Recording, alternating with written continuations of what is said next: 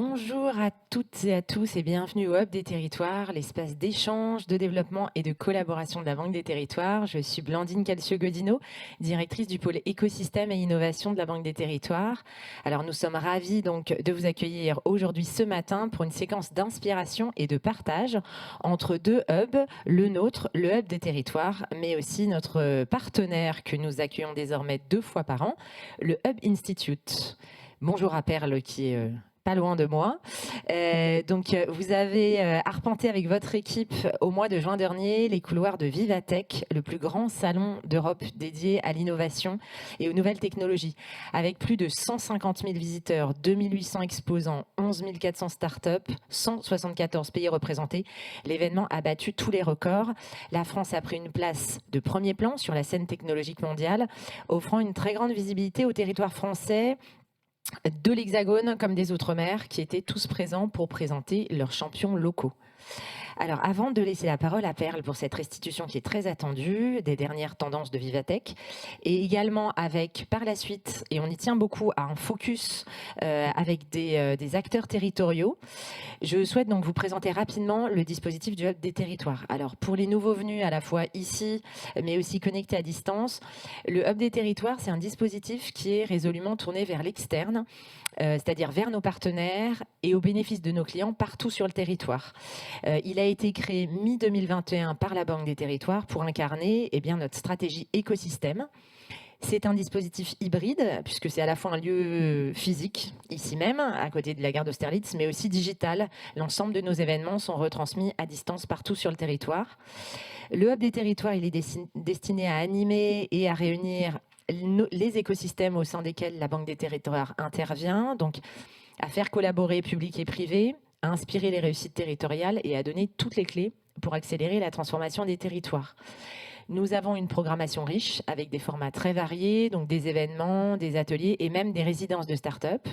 Nous avons une activité croissante avec à ce jour plus de 187 événements. Et d'ailleurs, pour ne rien manquer du restant de notre actualité, je vous invite à vous inscrire à notre newsletter. Vous retrouverez le lien sur la page internet du Hub des Territoires ainsi qu'en barre de chat Teams. Donc vous l'aurez compris, au Hub des Territoires, nous abordons toutes les thématiques cruciales pour les acteurs territoriaux, publics comme privés. Et j'insiste sur ce pont public-privé que nous mettons en avant ici tous les jours au Hub des Territoires et à la Banque des Territoires et qui prend tout son sens ce matin avec un tel événement. Et donc avec une nouveauté, je vous le disais, puisque nous accueillerons dans une deuxième séquence le Conseil régional de la Réunion ainsi que la start-up réunionnaise Feelbat et la start-up francilienne Feeling. Ces 3 acteurs nous partageront leurs différents retours d'expérience sur leur participation à Vivatech 2023 et mettront l'accent sur la relation territoire-start-up qu'ils ont pu mettre en place à cette occasion. Donc un grand merci à eux ainsi qu'à Perle et également un immense merci à Élise Azria, puisque c'est elle qui a beaucoup contribué à la structuration de cet événement. Et voilà. Et donc, je voulais vraiment la remercier aujourd'hui. Je n'ai plus qu'à vous souhaiter de très bons échanges et nous comptons sur vos questions et vos réactions face à ces solutions qui décideront peut-être, ou j'ai l'habitude de dire chaque année, peut-être pas, nos territoires de demain. Merci à vous. Merci beaucoup Blandine pour cette présentation et cette petite introduction du Viva Technologique. Je vais essayer de pousser un petit peu plus. Donc je suis Perle Bagot, je suis directrice générale du Hub Institute. Alors effectivement, on porte un nom similaire et on a aussi une action quelque part un petit peu similaire puisqu'on est là pour décrypter les tendances, pour décrypter les enjeux autour de toutes les problématiques de transformation digitale et de transition durable et de comprendre quels sont les impacts, quelles sont les opportunités à court terme, à moyen terme et puis finalement amener l'ensemble des acteurs de l'écosystème à se poser des questions et effectivement ne pas être dans des phases d'attentisme, mais plutôt voilà, à se poser des questions, à challenger un petit peu les habitudes, les organisations au regard des innovations qui émergent et notamment à travers des événements comme Viva Technologie. Alors c'est vrai que Viva Technologie, c'est un très bel événement. Je pense qu'on peut en être fier. C'est un événement qui a le mérite de consacrer en tout cas 3 jours pour le B2B et une journée pour le grand public, donc le samedi. Vraiment l'innovation. Alors c'est un événement qui se veut européen. Je pense que cette année, il a vraiment mis le pas dans cette dimension plus internationale. Il n'y a pas que des startups et des exposants français, même si aujourd'hui dans la présentation, on a fait un focus particulièrement sur les sociétés françaises. C'est vraiment, voilà, on le verra, on retrouve plus de 174 nationalités qui sont à la fois dans les exposants mais aussi dans les participants. 11 000 startups qui sont présentes. C'est aussi un moment où effectivement il y a beaucoup de prises de parole. Parfois, effectivement, des annonces aussi qui sont présentées lors de Viva Technologies. Et puis, c'est vrai qu'il y avait une petite fierté à se dire que cette année, Viva Technologies a rassemblé un petit peu plus que le CES à Las Vegas, qui est le grand salon de l'innovation. Alors, est-ce que effectivement le but est de dépasser le CES? Je ne sais pas, en termes de nombre. En tout cas, ce qui est sûr, c'est que l'ambition, c'est vraiment de positionner Viva Technologies et les acteurs qui sont présents sur la scène internationale, à la fois en termes d'exposants et en termes de participants. Alors, Viva Technologies, c'est beaucoup de startups, mais c'est aussi effectivement ce qu'on appelle des labs. Pour ceux qui n'ont jamais participé à Viva Technologies, beaucoup de startups sont hébergées par des labs, que ce soit des labs d'entreprise, donc plutôt corporate, on le voit, hein, CAC 40, SBF 120, soit par des régions, soit par des pays, soit par des institutions ou des organisations qui vont vraiment venir avec une approche globale, mais en mettant en avant un certain nombre de startups, soit avec lesquelles elles travaillent directement, soit dans le cadre généralement d'appels à projets ou d'appels à candidature dans le cadre d'awards qui permettent sur un challenge défini de pouvoir mettre en avant des startups. Alors effectivement, on vous partage quelques photos pour ceux qui n'ont pas pu y aller, mais c'était effectivement, on a retrouvé beaucoup de monde, plus que 2019, mais effectivement avec ce foisonnement qui s'était un peu calmé pendant la période du Covid et en sortie. Mais là, on a vraiment retrouvé cette énergie. Comme je vous le disais, de nombreux pays qui sont représentés, donc ça c'est intéressant parce que ça revient sur la dimension plus internationale. Donc on retrouve l'Inde, on retrouve le Portugal, Dubaï, la Corée, on retrouve Taïwan, il y a la Belgique, il y a quelques années aussi il y avait Israël. Enfin voilà, chaque année, effectivement, en fonction de la thématique ou en fonction de l'actualité, les pays représentés sont différents. Et cette année, comme chaque année, il y a un pays invité. Cette année, c'est la Corée du Sud qui était invitée. Et on avait effectivement la ministre des PME et des startups qui était présente et qui a pris la parole et qui a vraiment affirmé, quelque part au même titre qu'ils ont la K-pop, hein, qui est vraiment le bras armé de la diffusion de la culture coréenne à l'international. Il y a cette volonté de faire la même chose avec les startups et de positionner et de connecter les startups coréennes à l'ensemble de l'écosystème international autour de l'innovation. Donc notre travail à nous, Hub Institute, pendant Viva Technologies, ça a été 2 choses. 1, d'organiser des tours à destination effectivement des dirigeants d'entreprise ou d'institutions sur un format de 2 heures qui permet en fait en 2 heures par rapport à une problématique émise de faire une sélection de 10-15 startups à voir, parce que Viva Technologies c'est un grand salon, même si ça reste quand même à taille humaine, c'est un grand salon. Donc si vous y allez sans y être préparé, vous pouvez voir beaucoup de choses et repartir avec pas grand chose. C'est pas évident à appréhender. Donc nous, notre travail, c'est de faire ce travail de préparation. Et en parallèle de ces tours, on a aussi une équipe qui suit effectivement toutes les conférences, qui screen toutes les startups et qui a structuré l'ensemble des exposants, des innovations, des annonces autour de grandes thématiques et de grandes tendances. Ce matin, je ne vais pas toutes vous les présenter parce que toutes ne font pas sens aujourd'hui. Je vais vous présenter les 3 premières et les 3 dernières. L'idée étant, le rapport fait plus de 350 slides, donc j'en ai pris 70. Donc c'est juste pour vous donner, que vous ayez une vision un peu globale, ou en tout cas représentative de ce qui était présent à Vivatech et de ce qu'il faut retenir. Alors bien sûr, le sujet de la technologie, c'est toujours la technologie, oui, mais au service de quoi? Et donc au service de la société.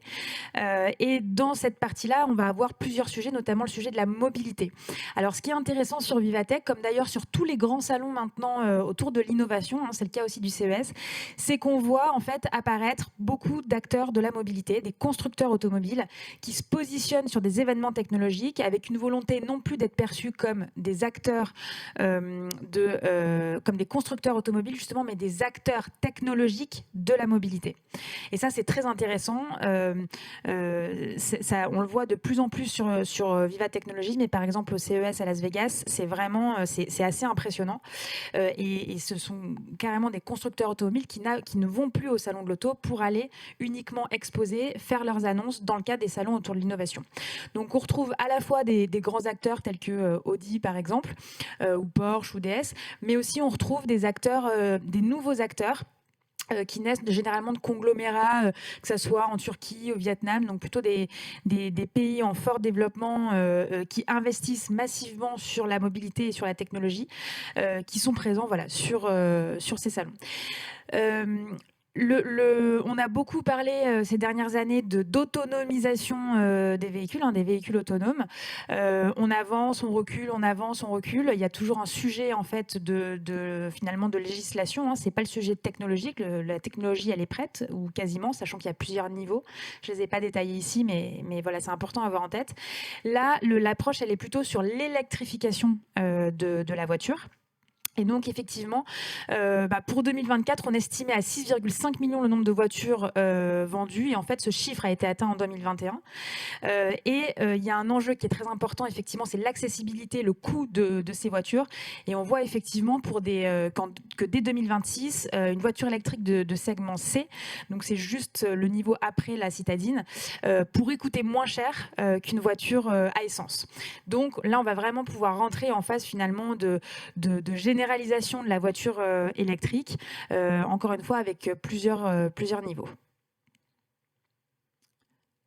Donc là, dès l'entrée de Viva Technologies, vous aviez le stand Audi qui présentait un concept car. Alors généralement, effectivement, ces constructeurs en question présentent plutôt des concept cars qui, à la fois, effectivement, présentent des innovations technologiques autour de l'électrification de la voiture, mais aussi autour de tous les services qui sont proposés dans la voiture. Ce qui est intéressant et ce qu'on voit depuis ces 5-7 dernières années, c'est comment, en fait, on réinvente l'expérience dans l'habitacle de la voiture. Et on a vu beaucoup d'annonces, alors c'est pas le cas là à Vivatech, mais de manière générale sur ce type de salon, de partenariats qui sont passés entre des constructeurs et des acteurs, par exemple, de l'entertainment ou des acteurs de production de contenu, typiquement Disney+ ou même Amazon, pour en fait amplifier, augmenter l'expérience qu'on va proposer au sein de la voiture, surtout quand on se projette en se disant si on n'a plus besoin de conduire puisqu'elle est autonome ou presque, qu'est-ce qu'on va faire pendant les trajets? Donc c'est là que ces partenariats prennent sens. Alors comme toujours, comme chaque année, on a le sujet effectivement des voitures autonomes qui décollent en fait de manière verticale, et ça c'est tout le sujet, puisque dans les environnements urbains, on ne peut pas se dire on va mettre des pistes à tous les coins de rue. Donc le sujet c'est le décollage vertical. Ça c'est le premier point, et le deuxième point c'est effectivement l'autonomie. Et donc là, ce qu'on voit depuis effectivement 2020-2021, c'est que les licences, les autorisations, les certifications sont en train d'être données, que ce soit aux États-Unis ou en Asie, donc qui sont souvent assez avancés sur ces sujets-là, mais aussi en Europe. Donc voilà, Slovaquie ou la France, et notamment il y a effectivement des tests et des enjeux autour des Jeux Olympiques pour permettre effectivement de fluidifier la mobilité. J'imagine que tout le monde connaît Zapata. Oui, ça parle à tout le monde. Donc effectivement, ce Français du Sud qui a beaucoup fait parler de lui, notamment avec effectivement l'engin là que vous voyez dans la petite photo. Alors là, il a présenté justement un véhicule à décollage vertical, transport individuel. Il s'est installé pour ça aux États-Unis, puisqu'en France, il n'a pas la législation ne rend pas possible l'utilisation de ce type d'engin. Alors là, effectivement, dans un premier temps, c'est sur une base de loisirs, donc c'est plutôt pour développer la dimension loisir. Et ce qui est intéressant, c'est que c'est un engin qui peut se conduire sans certificat, sans licence. Il y a une courbe d'apprentissage qui est très rapide, très facile, donc il n'y a pas besoin de licence de pilote. Et donc effectivement, l'idée, c'est de pouvoir, sur une base de loisirs définie, pouvoir utiliser cet engin. Donc c'est jusqu'à 120 kg avec une vitesse de croisière de 80 km/h et 110 en pointe. Donc pour l'instant, c'est une approche très loisir, dans une zone bien définie.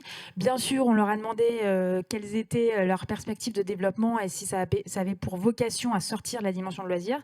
Ce à quoi, bien sûr, ils ont répondu oui, à terme. Notamment, par exemple, ils évoquaient le sujet des plateformes pétrolières pour pouvoir circuler très facilement ou dans des endroits plus difficiles d'accès, pour aussi la défense, ce genre de choses. Enfin voilà, il y a une dimension. Après, pour l'instant, on reste sur du loisir. Alors, quand on parle de mobilité, et ça, on le retrouve dans les différentes startups qui sont présentes, il y a plusieurs approches et plusieurs sujets. Donc, il y a effectivement le sujet du MaaS, donc la mobilité as a service. C'est l'idée de dire, finalement, en fait, dans mon parcours de transport, je peux utiliser tous les transports possibles, et notamment les transports en commun ou les transports justement de mobilité partagée, d'autopartage, de micromobilité, etc., qui vont me permettre finalement d'avoir une vision globale de la mobilité et pas segmentée par moyen de déplacement. La micromobilité, donc généralement quand on parle de micromobilité, c'est électrique ou légère, donc les trottinettes ou ce genre de choses. La mobilité partagée, je ne sais pas s'il y en a qui utilisent CityScoot ou ce genre de choses. Voilà. Alors moi, je l'utilise depuis à peu près 2 ans. Ça a changé ma vie au quotidien. Je peux le dire, ça a changé mon rapport à la ville, ça a changé ma manière de me déplacer, ça a impacté ma qualité de vie. Donc voilà, il y a des sujets autour de la mobilité qui sont quand même très très forts. L'autopartage, bien sûr, et puis l'abonnement, qui permet effectivement, en termes de modèle économique, d'être une bonne approche pour ce type de dispositif. Alors, Circle, donc, qui est une société française et qui est effectivement dans le village Baïséa, qu'on a vu aussi au CES cette année, qui en fait se positionne, alors non pas comme un opérateur de flotte, mais vraiment comme un fournisseur de véhicules pour des opérateurs de flotte, avec des ambitions assez fortes. Et ils ont une approche en fait industrielle très intéressante, puisque leur approche, c'est de dire on va faire des réseaux de micro-usines très localisées pour permettre justement la production rapide de ces voitures. Ils ont effectivement levé des fonds en 2019 et il y a une volonté de se développer au niveau européen. Et l'idée, effectivement, c'est de pouvoir finalement construire ces voitures de manière très rapide pour que voilà, on puisse développer cette flotte pour les entreprises ou pour les collectivités, avec la dose de digitalisation, d'intelligence artificielle qui va permettre de récupérer la donnée, de gérer les flottes, d'identifier s'il y a des problèmes, de mettre effectivement en place des solutions de surveillance, etc. Vianova, donc ça c'est une plateforme qui utilise la big data pour optimiser la mobilité et surtout la rendre plus éco-responsable. Et donc, qu'est-ce qu'elle permet? Là, j'ai mis un focus spécifiquement puisqu'ils ont plusieurs approches. Là, c'est l'approche notamment pour les collectivités territoriales. Donc, orchestrer la mobilité partagée, puisque ça va permettre en fait d'évaluer, de récupérer la donnée pour comprendre et évaluer l'offre et la demande, de mieux comprendre aussi quelles sont les habitudes, et donc en fonction de ça, de pouvoir adapter les infrastructures et les dispositifs, et de contrôler la disponibilité des flottes, et surtout de pouvoir la communiquer facilement. Et le deuxième axe, effectivement, c'est prévoir des meilleures infrastructures, puisque si on a effectivement toute cette donnée d'usage, d'utilisation, de demande, on va pouvoir organiser, orchestrer, accompagner finalement le développement de ces infrastructures, la contrôler en temps réel, et puis améliorer la planification avec des centres de mobilité, des pistes cyclables, des infrastructures de charge en fonction des habitudes et des données qui sont remontées. Les sujets, bien sûr, de Smart City. Alors, c'était effectivement aussi globalement le sujet de cette année qui est autour de l'intelligence artificielle. Et donc, le sujet, c'est voilà, une IA verte ou une IA pour se mettre au vert. Hein. Les deux font finalement écho. Dans les infrastructures téléphoniques, donc là, ça va permettre effectivement de détecter en amont des défauts de fonctionnement, notamment des antennes. Et ça, c'est le cas chez Orange. Et donc, ça permet en fait de réduire les émissions de CO2 sur le réseau mobile de 15% en un an. Les sujets autour des bâtiments intelligents, donc effectivement, ça permet de détecter, par exemple, en développant tout un réseau d'IoT, de détecter s'il y a beaucoup de monde ou pas dans les bâtiments et en fonction d'adapter le chauffage ou la climatisation, de détecter s'il y a des lumières qui restent allumées, s'il y a des fuites, s'il y a des problèmes. Et donc, du coup, de pouvoir collecter cette donnée et encore une fois, de modifier certains comportements, ou deux, de prévenir de problèmes qu'il pourrait y avoir. Sur l'énergie, donc là, il y avait effectivement deux startups autour de l'éolien. L'IA là va permettre d'améliorer la performance du parc énergétique éolien sur les réseaux d'eau pour détecter les fuites. Et puis aussi, on avait une startup qui permettait en fait des algorithmes qui permettent de détecter les feux. Et donc de comprendre où est-ce qu'il se trouve, comment il se forme, et donc de pouvoir anticiper en fonction d'un certain nombre de paramètres des débuts de feu. Des plateformes, effectivement, donc Mirsense, donc exploiter les données expérimentales pour améliorer la prise de décision. Donc là, c'est une plateforme qui permet d'utiliser beaucoup de données de contextualisation, la qualité de l'air, le bruit, la lumière, la température, pour pouvoir ensuite modéliser ces données et effectivement mettre en place des systèmes de modélisation, de recommandations, d'alerte personnalisée. Et là, effectivement, il y a plusieurs cas d'usage. Le cas d'usage autour des villes intelligentes, donc l'atténuation des risques, les interactions effectivement positives, la santé, le bien-être des citoyens, la notion d'attractivité des territoires. Ça, c'est un point important pour les territoires, de pouvoir valoriser un territoire vert qui favorise la mobilité, qui effectivement est moins pollué, etc. Ou en tout cas, qui contribue à améliorer la qualité de vie. Sur les entreprises, ça peut aussi réduire par exemple l'absentéisme, ça peut favoriser la performance et la productivité, développer des lieux sains de travail, etc. Biomitech, donc là, c'est effectivement alors il y avait un certain nombre de startups sur tout ce qui était innovation autour de la biologie. Et donc là, c'est Biomitech. Donc ce sont des structures qui, notamment donc en système urbain, qui permettent en fait de capter les polluants atmosphériques, de pouvoir les retraiter et donc de travailler en fait sur la qualité de l'air. Alors là, vous avez une photo d'un petit exemple, mais ça peut être par exemple sur du mobilier urbain de type arrêt de bus ou panneaux publicitaires ou ce genre de choses qui permettent d'utiliser le mobilier, de le transformer et surtout d'être un asset pour améliorer la qualité de l'air ou la qualité de l'environnement. Alors, bien sûr, on a beaucoup parlé d'IA. Emmanuel Macron a annoncé un certain nombre de mesures, le doublement du nombre effectivement de programmes de formation autour de l'intelligence artificielle. Il y a un enjeu de formation, un enjeu de compétences extrêmement important. Des investissements, bien sûr, associés à ça. Alors, on peut dire que c'est trop, que c'est pas assez. Il y a en tout cas un acte fort d'investissement pour créer en fait vraiment des clusters et des hubs qui vont permettre le développement de ces innovations, qui vont accompagner des startups, des entreprises sur à la fois la création, le développement et l'utilisation de l'intelligence artificielle dans leur business. Et puis effectivement le financement pour le démarrage de startups qui utilisent l'intelligence artificielle. 22 d'ailleurs, qui est une entreprise française qui a levé 22 millions, qui s'est développée aussi à l'international.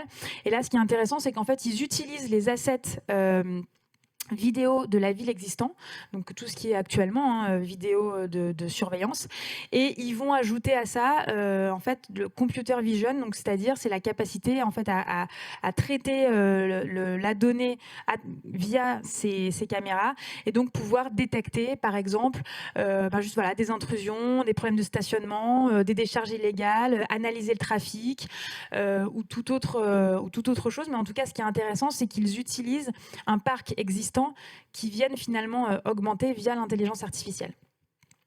Alors, quand on parle de l'intelligence artificielle, on peut structurer tout ça, on va dire, en 3 grandes étapes, puisque au cœur de ça, on est quand même dans l'économie de la donnée. Hein. Donc, c'est effectivement préparer la donnée.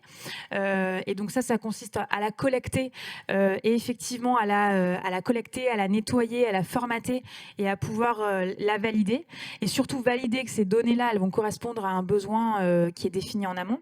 La deuxième étape, c'est justement l'étiquetage de ces données. Et donc, le sujet de la qualité va être très important. Et puis, la dernière étape, ça va être effectivement de pouvoir en fait mettre une IA qui va utiliser, qui va s'entraîner, qui va s'alimenter sur la base de ces données-là. Et donc, avec, on va dire, 3 grandes étapes, entraîner, valider du coup les modèles et puis en tester de nouveau et avec des données effectivement en temps réel. Le groupe La Poste qui a formé 50 000 collaborateurs à l'intelligence artificielle avec une volonté très forte mais affirmée qu'a portée Nathalie Collin, donc la directrice générale adjointe de La Poste sur scène, d'en faire vraiment une société technologique ou en tout cas qui a dans son organisation la technologie au cœur. Alors les sujets de cybersécurité, ça c'est un point effectivement très important. C'est les enjeux de cybersécurité. On arrive à une situation où le sujet, c'est plus de parler à des experts de la cybersécurité dans les collectivités ou dans les entreprises, mais c'est de sensibiliser, de former et d'accompagner, bien évidemment, tous ceux qui ne sont pas des experts de la cybersécurité, parce qu'il y a différents types d'attaques, entre guillemets. On a beaucoup parlé ces derniers temps, et notamment avec l'intelligence artificielle générative des deepfakes. Et là, on va faire face à des contenus nombreux de très bonne qualité qui seront effectivement difficilement détectables sur la véracité ou non de ces contenus-là. La fuite des données, bien sûr, et puis après les attaques de manière classique. Et effectivement, plus de 70% des entreprises n'ont pas de plan d'intervention pour gérer un incident de sécurité. Et ce qu'il faut souvent rappeler, c'est que la question n'est pas de savoir est-ce que je vais être attaqué, mais quand est-ce que je vais être attaqué. Donc en fonction de ça, d'avoir effectivement un plan qui permette d'anticiper cette attaque et surtout d'être résilient et de pouvoir, la gérer, mais gérer le pendant et surtout gérer l'après. Différentes technologies qui permettent de sécuriser, d'avancer sur la sécurisation à la fois des infrastructures et des données. Bien sûr, la blockchain qui permet de sécuriser, on va dire, à tous les moments les interactions, les données, les produits, les services, les assets de l'entreprise. Snowpack, qui est une start-up qu'on a vue aussi au CES, qui était hébergée sur le stand d'Asso Systèmes, qui permet de sécuriser en fait les réseaux. Et puis après, il y a effectivement l'approche du chiffrement qui permet encore une fois de sécuriser un maximum les données. Je vais faire un petit focus sur l'IA générative parce que c'est quand même le gros sujet d'actualité. Alors, quand on parle d'IA générative, finalement, c'est effectivement l'entrée dans le business AI augmented qui va être augmenté par l'intelligence artificielle. Si on recontextualise un petit peu, et on a beaucoup parlé effectivement en tout cas dans le B2C de ChatGPT avec donc la version, on va dire, qui est le chatbot d'OpenAI, qui est la société qui effectivement a créé ces IA, cette IA. Côté Google, donc c'est Bard AI.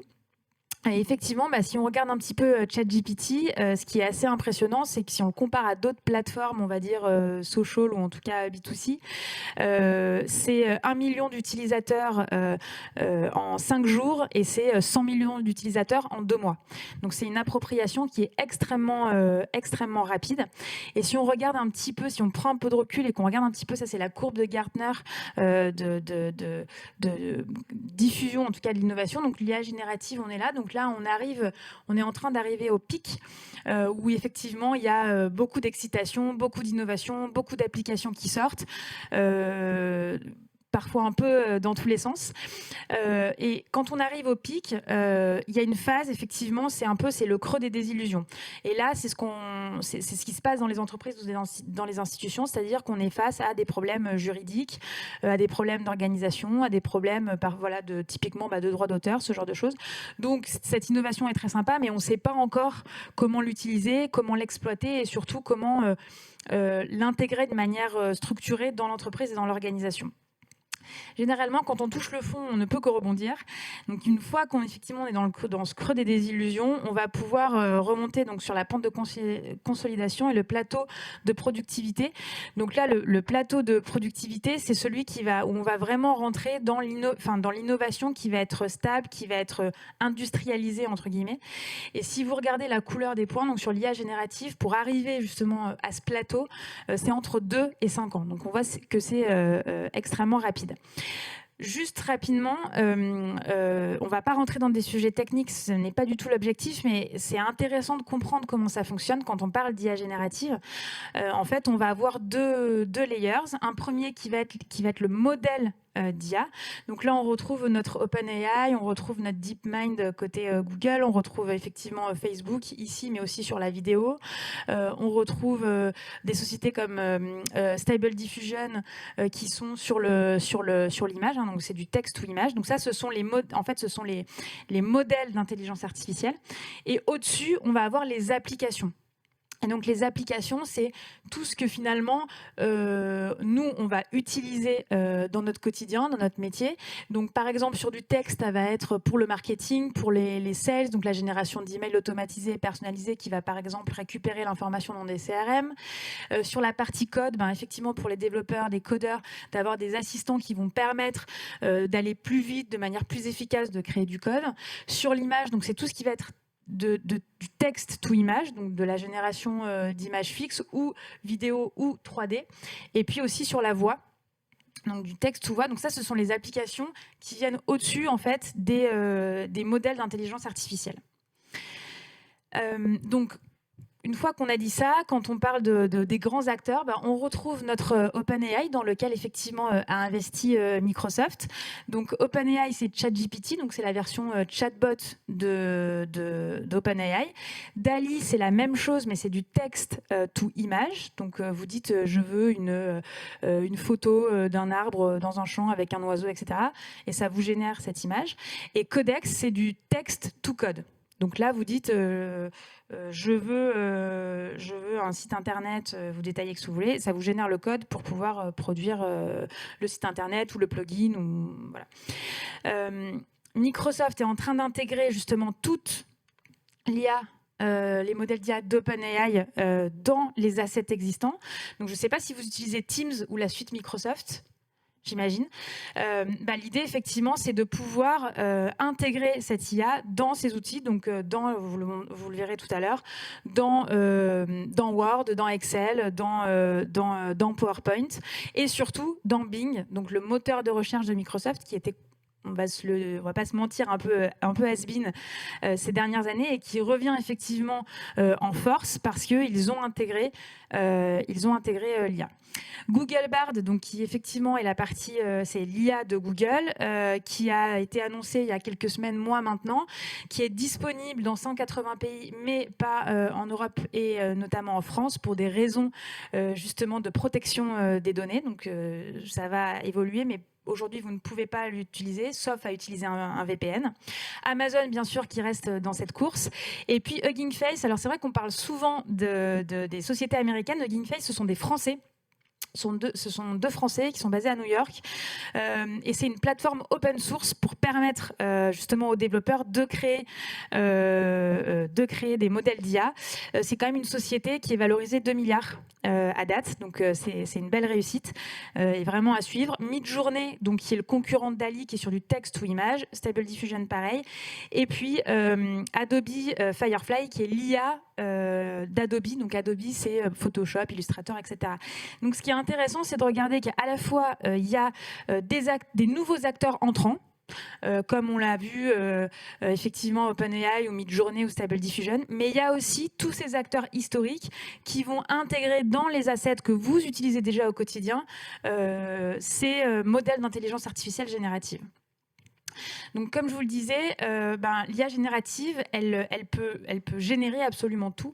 Elle peut générer du texte, elle peut générer de l'image, du code, de la musique, de la vidéo, de la 3D, de l'UX, des chatbots, sur la base du langage naturel, c'est-à-dire comme on parle, on écrit, on fait la demande et ça nous génère le livrable entre guillemets qui est attendu, donc soit du texte, de l'image ou de la musique par exemple. Alors ça, c'est 2 chiffres qui sont assez intéressants de Forrester. D'ici 2030, un film à grand succès sortira avec 90% de contenu généré par l'IA. C'est-à-dire par l'IA générative, c'est-à-dire du texte à la vidéo contre 0% aujourd'hui. Donc pour le coup, ça impacte énormément les industries créatives, les métiers de la production, de la création de contenu. Je ne sais pas si vous en avez entendu parler, il y a quelques semaines, il y avait eu d'ailleurs une grosse manifestation des scénaristes à Hollywood qui posaient effectivement la question de leur devenir. Et d'ici à 2025, 30% des messages marketing des grandes entreprises seront générés synthétiquement contre moins de 2% en 2022. Moi, je pense qu'il y a de fortes chances que ça aille plus vite que 2025 et certainement plus que 30% quand on voit aujourd'hui déjà l'utilisation qui en est faite. Ce qui freine un petit peu, et surtout en Europe, c'est le sujet de la propriété intellectuelle, à qui appartiennent les contenus qui sont produits et générés via de l'IA générative. C'est ça aujourd'hui qui freine objectivement les entreprises dans l'utilisation. Mais la techno, le besoin, les usages, c'est déjà là et la formation est en train d'être faite. Alors oui, ça vient révolutionner effectivement le travail, les différents métiers. Ce qui est sûr, c'est que ça va nécessiter, comme n'importe quel outil, des compétences. Hein, ça reste des outils. Donc pour pouvoir utiliser un outil correctement, il faut des compétences associées. Et donc il faut être formé. Et c'est vrai que typiquement, les métiers de type codeur, développeur, qui étaient quand même des métiers très spécifiques, très techniques, très recherchés, on voit qu'effectivement, quand on utilise un assistant de codage, on gagne en termes de temps et en termes de productivité et surtout d'optimisation de marge d'erreur.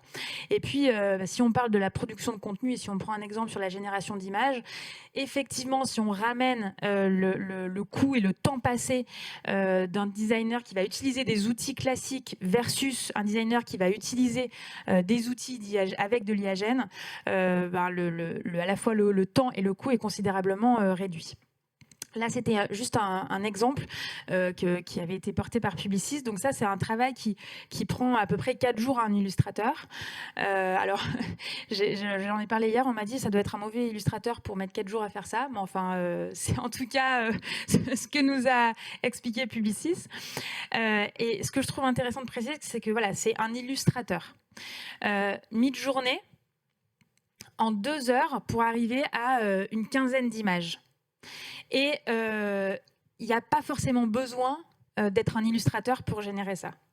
D'ailleurs, il n'y a pas besoin fondamentalement, puisqu'il n'y a pas besoin de technique de dessin pour arriver à ça. En revanche, il y a besoin d'une bonne culture artistique pour savoir, pour mettre des mots, pour faire des références, pour écrire ce qu'on appelle un prompt, donc qui va être la demande qui va être faite à l'application, à l'outil, pour générer ces images-là. Et c'est en ça, je trouve que la question est moins sur quel métier ça va tuer, mais plutôt comment ça va changer les métiers et qu'est-ce qui va être important. Et il y a un sujet qui est finalement la technicité ou la capacité à utiliser des outils techniques va devenir moins importante versus la capacité créative, l'imagination, la connaissance, etc. Voilà. Et puis bon, ça rapidement, c'est effectivement les différentes levées de fonds qui sont portées depuis 2017 sur les startups et les entreprises autour de l'IA-gène. Bien sûr, je pense que tout le monde en a entendu parler. Donc Mistral, qui a levé 150 millions pour développer un concurrent d'OpenAI et donc une IA générative française. Ce sont des anciens de GAFA. Quand on parle, alors il y a 3 grandes étapes de manière très rapide, autour de l'utilisation de l'IAGEN, et ça on le voit, à titre personnel, c'est un usage personnel, on va tester ChatGPT, on va tester Google Bard, ça va d'ailleurs considérablement changer notre manière de rechercher l'information, puisqu'aujourd'hui quand on va sur Google, on a une page qui nous propose des liens qui nous renvoient à des sites où on va potentiellement trouver l'information que l'on cherche. Si vous avez testé ChatGPT, on ne vous renvoie pas des sites, on vous donne l'information condensée sur la base d'une synthèse d'un corpus de texte, et donc on vous amène une réponse. Donc la manière de chercher est différente. L'adoption massive pour la bureautique. Donc là, c'est le deuxième step, c'est-à-dire une fois que vous utilisez tous Teams, votre licence, elle va augmenter de quelques euros et elle va intégrer justement l'IAGEN dans ses outils existants. Et la troisième étape, et en fait qui est l'étape la plus importante et qui est le vrai sujet, c'est la sélection et l'intégration de modèles de langage spécifiques à l'industrie avec des données privées de l'entreprise. Aujourd'hui, surtout, ne mettez aucune information spécifique à votre entreprise sur ChatGPT. Ne lui demandez pas de faire un résumé de 3 contrats que vous avez en uploadant vos 3 contrats, parce que si vous les uploadez, tout le monde va y avoir accès. Et il y a eu d'ailleurs beaucoup d'informations qui ont fuité comme ça. Donc c'est pour ça qu'il y a des guidelines qui passent dans les entreprises pour bien sensibiliser, parce qu'on ne va pas se mentir, tout le monde l'utilise et voilà, le sujet n'est pas d'interdire. En revanche, le sujet, c'est vraiment de sensibiliser. Donc la prochaine étape, ce sera de dire comment en fait je vais sécuriser un environnement avec mes propres données, où je vais pouvoir faire tourner justement cette IA sur la base de mes données, sans qu'elle sorte, sans qu'aucune autre donnée puisse rentrer. Et donc là, c'est tout le sujet. Et donc, je vais donner un exemplaire qui est par exemple un FAQ d'une entreprise ou d'une institution interne qui va permettre à n'importe quel collaborateur de demander toutes les informations le concernant spécifiquement à lui ou concernant l'entreprise. Voilà. Et en ayant accès à des données privées, personnelles, pardon. Donc beaucoup d'applications que je vous invite en tout cas à aller voir et à aller tester, encore une fois sur le texte, l'image, le son, les vidéos.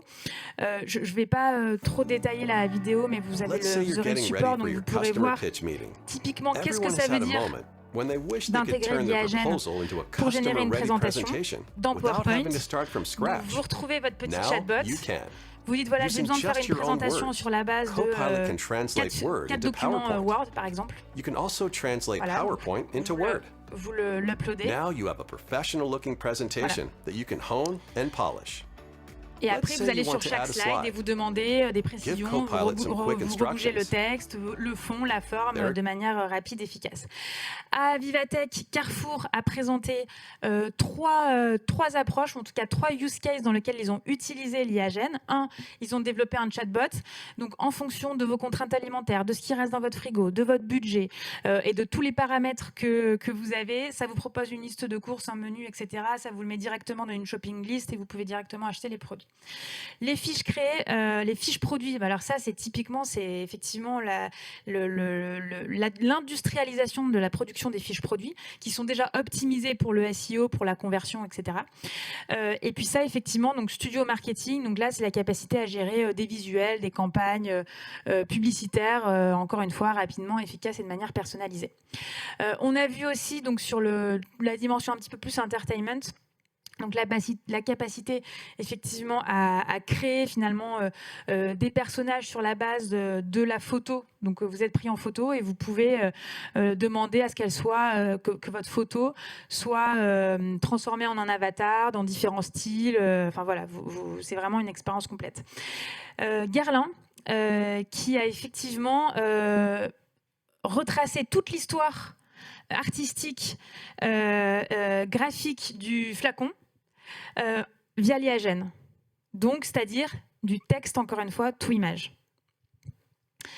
Alors bien sûr, quand on parle d'IAGEN, il y a un certain nombre de questions et je pense que si c'était pas un changement profond, disruptif et un bouleversement profond, on se poserait pas autant de questions et ça serait pas aussi compliqué, puisqu'effectivement, ça pose la question des fake news, des hallucinations. Je ne sais pas si c'est un terme que vous avez déjà entendu. C'est un peu barbare, je trouve, le terme hallucination, mais en fait, ça rappelle juste que, et ça c'est un point important, l'IA générative, elle produit du contenu sur la probabilité. Donc elle se base sur la probabilité de la véracité de l'information. Elle ne se base pas sur la véracité de l'information. Elle produit sur le fait que c'est le plus probable.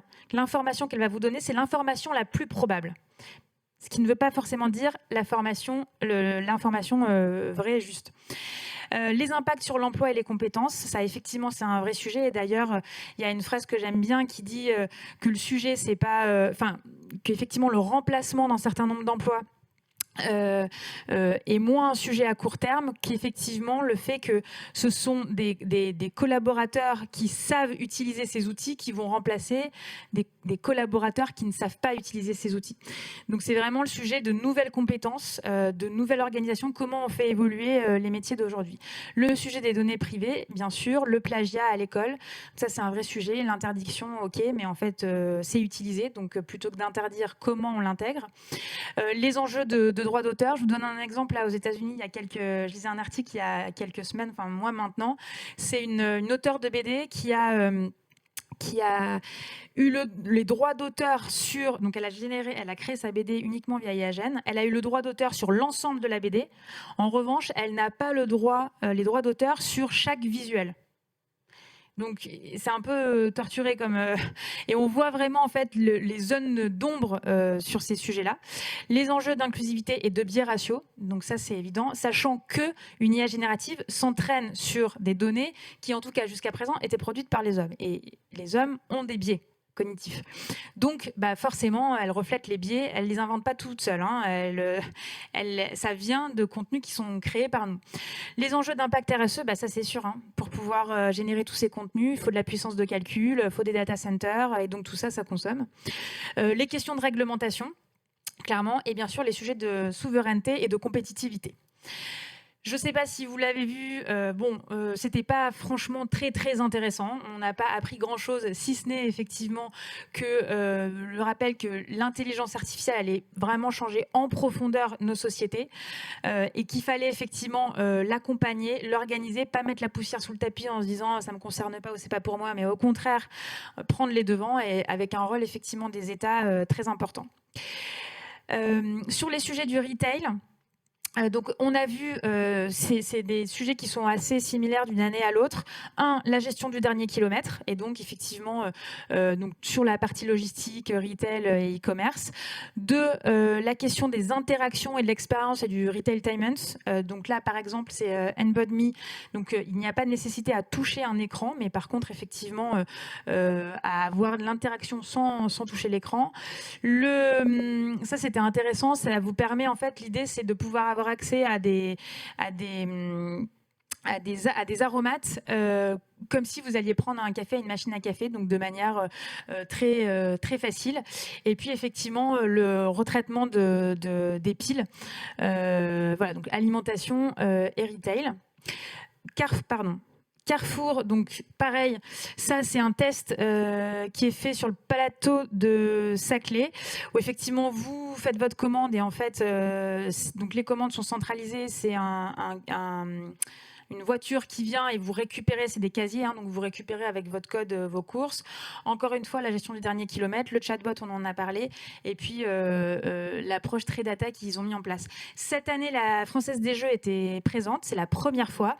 Ils ont structuré leur lab autour de 5 problématiques. L'expérience client et notamment la digitalisation de l'expérience client, le futur des jeux, les enjeux d'omnicanalité, l'éco-responsabilité avec des jeux effectivement et des gains qui permettent d'être reversés à des associations et les sujets de Web3 sur lesquels la FDJ a fait beaucoup d'investissements. Bien sûr, en termes de retail et d'expérience client, le sujet de la personnalisation est très important et clé. Et d'ailleurs, l'IAGEN va renforcer cette personnalisation, va renforcer le fait de rendre possible cette personnalisation à grande échelle et de manière industrialisée, ce qui peut paraître un peu opposé. LVMH qui avait un stand effectivement magnifique. La thématique du stand, c'était le rêve.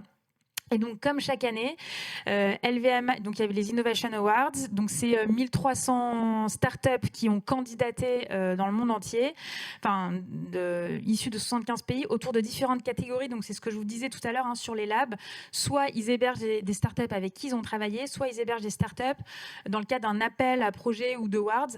Et donc c'était sur différentes thématiques: l'expérience employée, l'image et le branding, les expériences digitales immersives, les sujets d'omnicanalité et de retail, l'excellence opérationnelle, et le dernier qui était Sustainability et Green Tech. Sur justement le stand de LVMH, donc il y avait Simplified qui est basé aux États-Unis et qui permet en fait d'avoir une vision et de faire remonter en fait la data des magasins et de s'assurer que le magasin, les équipes et la stratégie est alignée. Et donc c'est vraiment un outil, un guide, un compagnon pour les vendeurs. Toshi, donc là c'est intéressant, c'est une plateforme de livraison qui est hyper localisée, et là c'est plutôt pour des expériences très très premium, voire dans le luxe.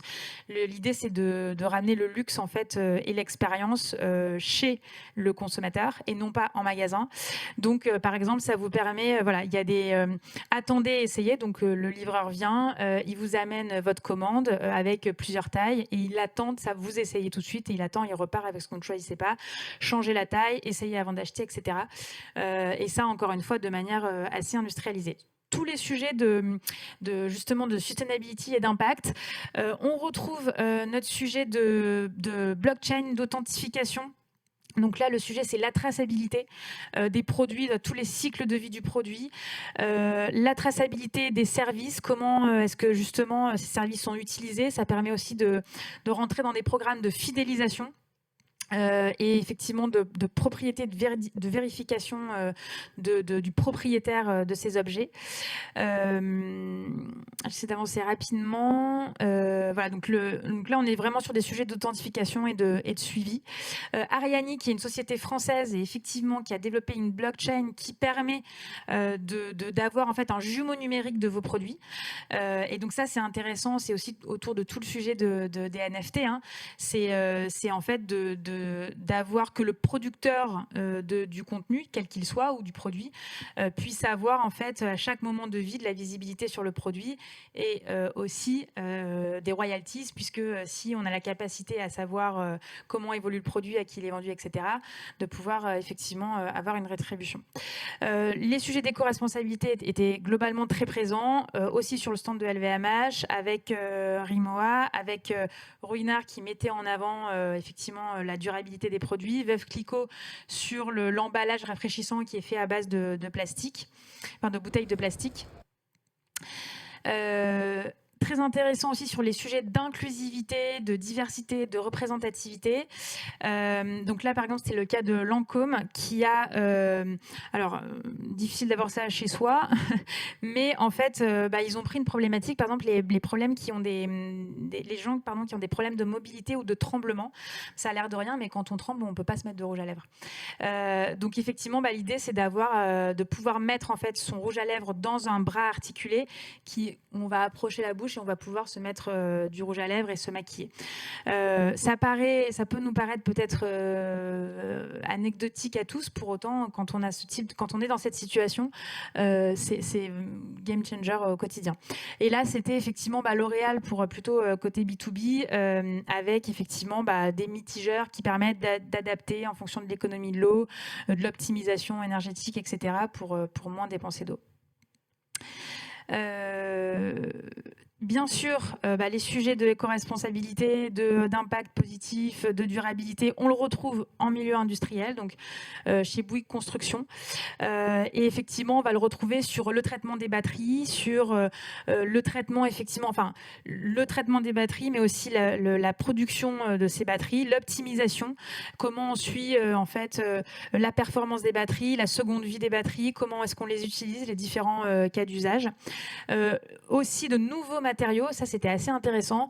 Donc là, par exemple, c'est transformer des déchets en pierre. Donc il y a tout un processus. Donc ça récupère effectivement des déchets qui ne sont pas recyclables.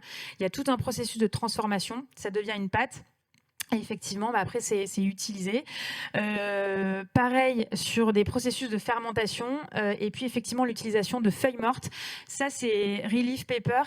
C'est un Ukrainien, mais qui est basé à Grenoble et effectivement qui travaille avec des collectivités territoriales pour ramasser, et ça c'est hyper important, les feuilles mortes en milieu urbain, pas dans les forêts, pas vraiment en milieu urbain, et qui retraite ces feuilles mortes-là pour en faire du papier, des sacs, des emballages, etc. Et ils recherchent justement des partenaires pour pouvoir récolter ces feuilles. Note plat, qui veut dire en fait note plastique. Alors eux, ils sont pareils sur l'emballage. Ce qui est intéressant, c'est qu'ils font des emballages qui sont consommables. Par exemple, une bulle d'eau donc qui contient de l'eau, mais que vous pouvez aussi consommer une fois que vous avez bu l'eau. Des plateformes effectivement pour valoriser les entreprises engagées à différents niveaux, suivre de manière très concrète les KPI, les chiffres pour évaluer effectivement cette transition. Et puis tous les sujets bien sûr aussi RH et donc là l'IA permet d'avoir un meilleur suivi plus personnalisé à la fois en termes de recrutement, d'accompagnement, de mobilité dans les entreprises, de recommandations et donc il y avait un certain nombre de startups qui permettaient de suivre, et ce qui est intéressant c'est que ça suit tout le cycle en fait du recrutement jusque à la mobilité et à la sortie du collaborateur de l'entreprise avec des plateformes assez complète. Effectivement, et pour terminer, il y a différents sujets en termes de recrutement et d'engagement. Il y a beaucoup de choses. Alors, je l'ai trouvé un peu moins cette année, mais quand même, mais les années précédentes, beaucoup de choses autour du gaming pour justement tester, former, faire passer des entretiens à travers en fait à travers les jeux. Des plateformes d'analyse de conversation et de formation. La réalité virtuelle, encore une fois, pour former, pour recruter, tout ce qui va être aussi réalité virtuelle. Et puis, on a vu aussi pas mal de startups qui, effectivement, s'appuient sur les neurosciences pour développer de nouveaux services et de nouveaux produits. Voilà, et ça, c'est effectivement une startup qui permet d'accompagner les entreprises dans la production de contenu inclusif, donc voilà, en choisissant des mots plutôt que d'autres, en construisant des phrases qui vont effectivement être le plus inclusives possible. J'ai tenu les 5 minutes qui me restaient. Bon, voilà, donc c'est vraiment un condensé très rapide, mais qui voilà pour objectif de vous donner un peu la grande picture de cette nouvelle édition de Viva Technologies. Je ne sais pas du coup, j'invite les prochains intervenants à me rejoindre sur scène, puisque l'idée c'est d'avoir des retours d'expérience maintenant de start-up et de régions et d'institutions qui étaient présentes. Donc Romain, je te laisse prendre place. Alors, est-ce que tu peux te présenter ce que tu fais, et puis après on essaiera de comprendre pourquoi tu as été présent sur Vivatech et ce que ça t'a apporté. Bonjour à tous. Donc moi je suis président cofondateur de l'entreprise Feeling, et nous on est spécialisé dans les capteurs et la collecte de données pour le sport de très haut niveau. Donc notamment c'est nous qui faisons les capteurs que vous allez voir aux Jeux Olympiques sur les vélos, sur les bateaux en aviron, en kayak. On travaille pour différents sports et notre particularité c'est qu'on fait du capteur sur mesure à chaque fois en fonction des besoins. Donc on va faire des pédaliers. On fait des pédaliers instrumentés spécifiques pour les athlètes de l'équipe de France, etc. Et on travaille donc pour les fédérations, mais aussi pour des industriels qui ont les mêmes problématiques pour intégrer de la mesure sur leurs équipements en industrie ou pas. Alors effectivement, cette année à Viva Technologies, il y avait tout un hall qui était dédié au sport dans l'optique effectivement des JO. Alors, est-ce que tu peux nous expliquer un petit peu pourquoi c'était important pour toi d'être à Vivatech et comment tu y étais, si tu y as été accompagné? Ouais. Alors nous, donc Nous, pour resituer, donc on est basé à l'école polytechnique à Palaiseau. Donc l'entreprise elle a 4 ans et on est là-bas depuis le début. Et au début, à notre création, on a été accompagné par la région. Donc on a eu reçu des financements, de la subvention de la part de la région.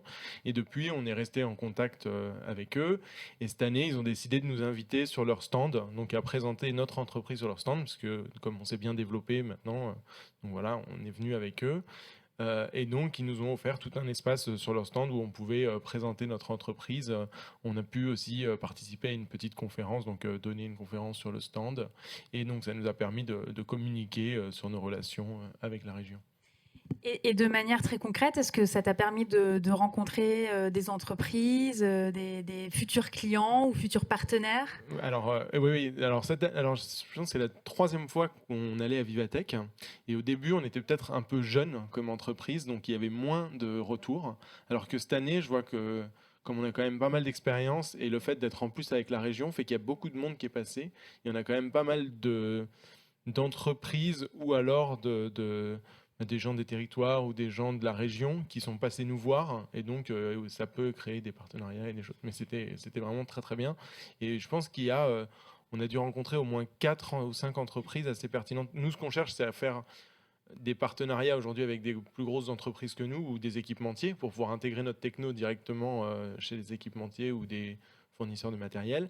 Et donc, ça a permis justement de rencontrer ces gens-là. Et on voit que la visibilité que nous a donné notre stand nous a permis justement de rencontrer pas mal d'entreprises comme ça. Effectivement, l'intérêt d'être sur un stand d'une région ou d'une collectivité, c'est de pouvoir aussi bénéficier de toute la visibilité associée, du travail aussi de relations presse qui est fait, pardon. Et puis, il y a des partis pris généralement assez forts ou thématisés sur ces stands. Je prends un exemple, pas français, mais je trouve qu'il est assez représentatif. Par exemple, la Suisse était présente et avait emmené avec elle un certain nombre de startups et ils avaient choisi de se positionner sur les sujets de cybersécurité. Donc, ils ont, on va dire, marketé, entre guillemets, pendant effectivement 4 jours, les sujets de cybersécurité, leur pool de startups, et donc, effectivement, a permis aux startups qui étaient présentes de bénéficier de toute cette visibilité. Et ce que tu dis, toi aussi, parce que les années précédentes, tu y étais de manière autonome ou... Non, nous, on est allé avec l'école polytechnique les années précédentes. Ok, voilà. ok. Et qu'est-ce que, en termes de prochaines étapes, quelles sont-elles? Ça dépend. Les prochaines étapes pour l'entreprise, nous, ce qu'on cherche vraiment aujourd'hui, c'est créer des partenariats. Ouais. C'est faire de l'intégration de techno. Nous, on est une boîte techno et donc on fait de la vente aux fédérations, aux entreprises. Mais ce qu'on cherche surtout, c'est à créer des partenariats pour que eux intègrent nos technologies. Et donc aller sur ce genre d'événement est bien pour ça. Et après, voilà, nous, c'est de continuer notre développement, c'est de continuer à croître comme on peut autour de tout ça. Et peut-être, est-ce que tu peux nous donner un ou deux mots sur le modèle économique de ce que vous faites? Alors nous, alors soit en fait on fait beaucoup de prestations ou de ventes en direct, donc notamment pour les fédérations, donc c'est nos gros clients, donc on travaille avec eux. Ou alors après c'est Les fédérations sportives? Ouais, fédérations sportives, donc les fédérations françaises. On travaille avec une dizaine de fédérations aujourd'hui, mais après on a aussi tout un modèle où on travaille avec des grosses entreprises, notamment dans le BTP ou dans l'hydraulique, où on fait justement donc on a fait des partenariats avec eux de co-développement pour d'intégrer de la mesure sur des machines, sur des moteurs, sur des outils industriels. Et donc et maintenant après c'est de l'intégration de tous ces capteurs pour eux. C'est de la vente après. Et est-ce que la dimension internationale, tu l'as ressentie à Vivatech? Est-ce que pour vous, c'est un enjeu important? Alors, on la ressent bien, surtout cette année. Moi, je l'ai beaucoup senti. Justement, il y avait pas mal, notamment la Corée qui est venue nous voir. Ouais. On a eu le Premier ministre coréen qui est venu nous voir, donc c'était assez sympathique. Bon, après, je ne sais pas ce qu'on en fera, mais au moins, on a pu leur présenter nos innovations. Et après, nous, sur le côté... Aujourd'hui, on est une entreprise très française. Ouais. Et on a eu beaucoup de financement de la part de la région et de la part des fédérations et donc du ministère français pour faire du développement spécifique pour les Français, pour les Jeux Olympiques. Donc, D'accord. on essaye de rester très français jusqu'à Paris 2024 et D'accord. après, on ira vers une ouverture un Bon, peu on plus suivra internationale. d'autant plus les JO dans ce cas-là Voilà. Bah, si vous voyez les que... petits capteurs, ça fait les petites lumières bleues. Ça, c'est tous nos capteurs. Très bien. Voilà. Bon, super. Merci à Merci, vous. merci beaucoup. Je crois qu'on a deux autres intervenants qui sont en distanciel avec nous. Et donc notamment Jean-Pierre Potier, donc directeur de l'attractivité des territoires au sein du Conseil régional de la Réunion, et Jean-Christophe Abot, donc CEO de la start-up Filbat. Est-ce qu'ils sont avec nous? Oui, bonjour. Pour ma part, je suis avec vous. Bon, super. Jean-Pierre Potier. Super. Je sais pas si on les voit. Ah oui, voilà, très bien. Merci d'être avec nous. Peut-être, je vais commencer par une question. La Réunion était présent à Viva Technologies pour c'était votre première édition? Oui, tout à fait. C'était notre première participation à Vivatech.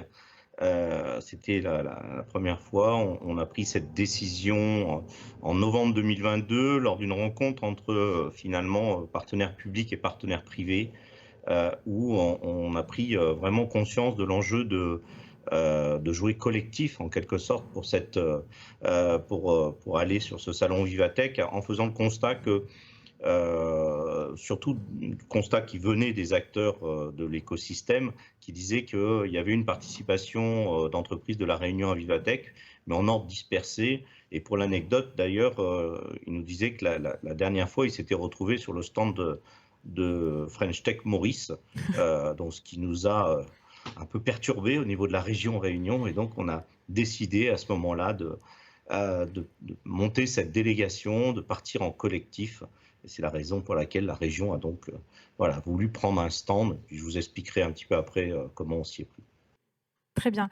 Et justement, qu'est-ce que vous en tirez comme bénéfice peut-être à court terme?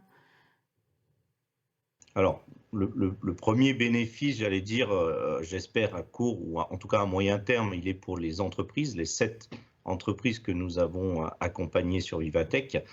Jean-Christophe fera un petit témoignage après de ce qu'il a pu y vivre. Mais donc, nous, l'idée, c'était, le premier objectif, c'était que nos entreprises puissent aller se confronter en fait à l'écosystème national, voire international.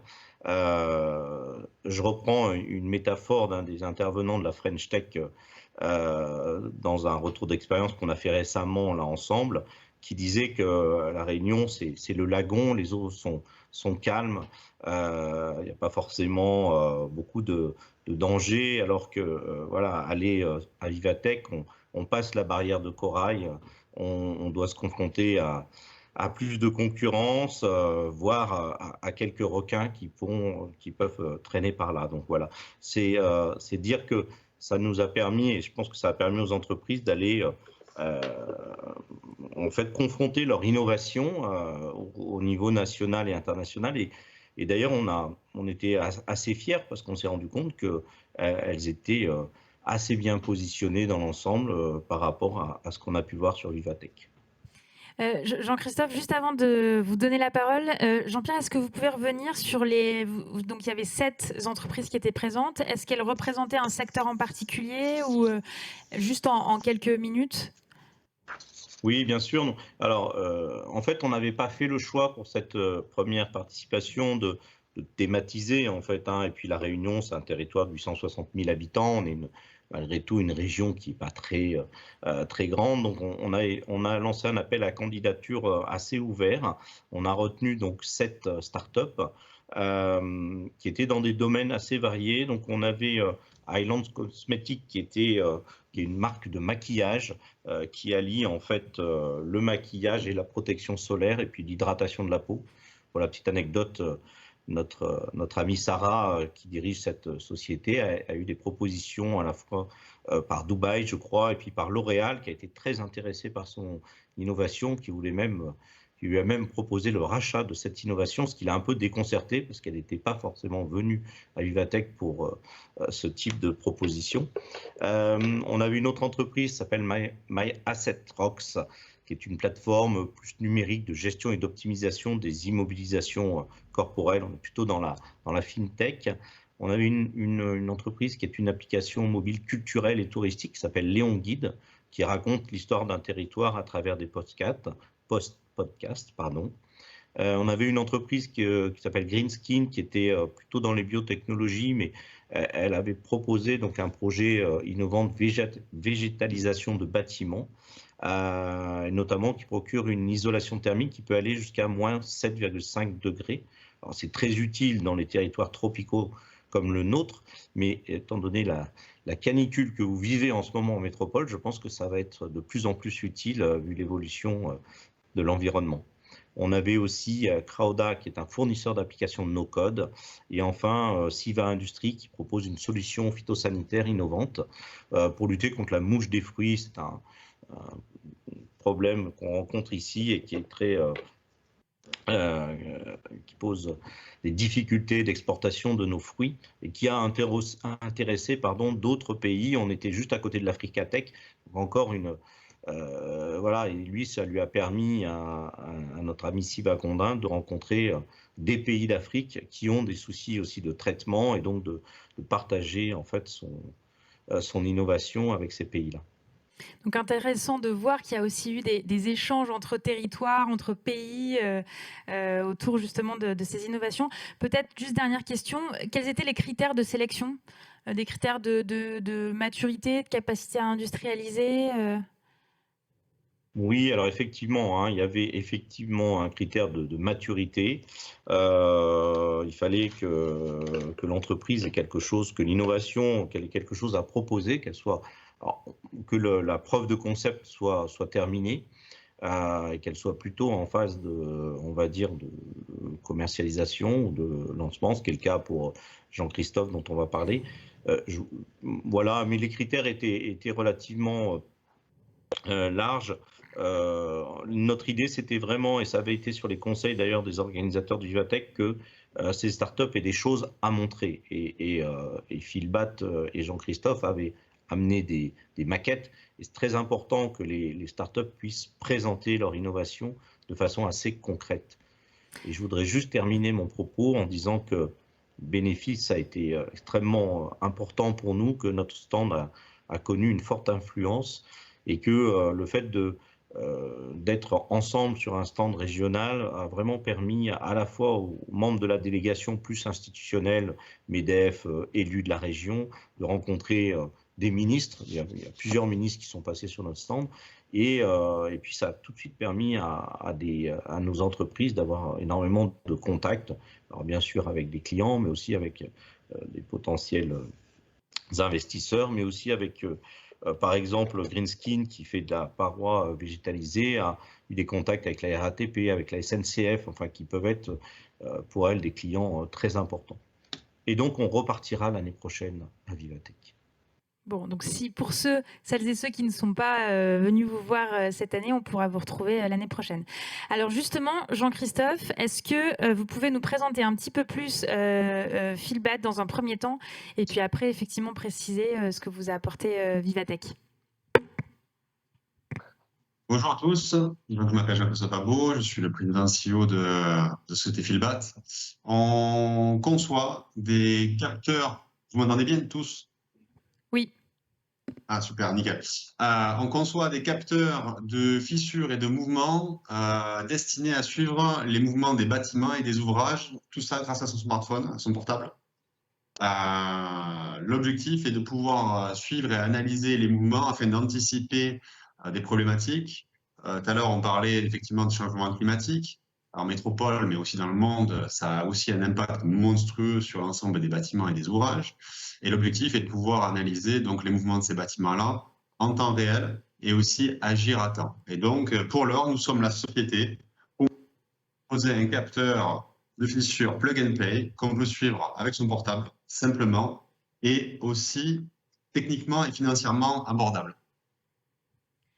Alors, justement, sur Vivatech, quelles ont été les différentes opportunités? Comment vous avez vécu ces 3 jours, enfin, ou 4? Je ne sais pas si vous étiez là le samedi aussi. Oui, donc j'étais là tous les jours. Comme Jean-Pierre disait tout à l'heure, effectivement, on était parmi les requins, mais ça tombe bien à La Réunion. Nous sommes des baleines, nous avons les baleines en ce moment. Nous sommes venus en masse pour montrer effectivement nos technologies. Et Vivatech a été un lieu de rassemblement fort, autant pour les startups de La Réunion, mais aussi pour montrer et aussi pour rencontrer cet environnement-là de la tech en France, mais aussi en Europe, de pouvoir se confronter et de pouvoir aussi observer un petit peu ce qui pouvait se faire aussi ailleurs. Étant à La Réunion, étant un peu insulaire, on peut avoir la sensation de pas forcément être aussi bon que certains, mais on s'est rendu compte en fait effectivement qu'à La Réunion, parmi toutes les startups en place, ben, on n'a pas de quoi rougir et on était très bien placé par rapport à ce qui se passait. Et comme on a pu évoquer tout à l'heure, on a eu des rencontres avec des grands groupes qui étaient intéressés par des solutions et pas qu'en France, dans le monde entier, quoi. Jean-Pierre, peut-être, je pense qu'il y a aussi un enjeu d'attractivité du territoire et certes, de venir présenter les startups et les innovations, mais aussi de valoriser la capacité du territoire à accompagner ces acteurs de l'innovation, des technologies.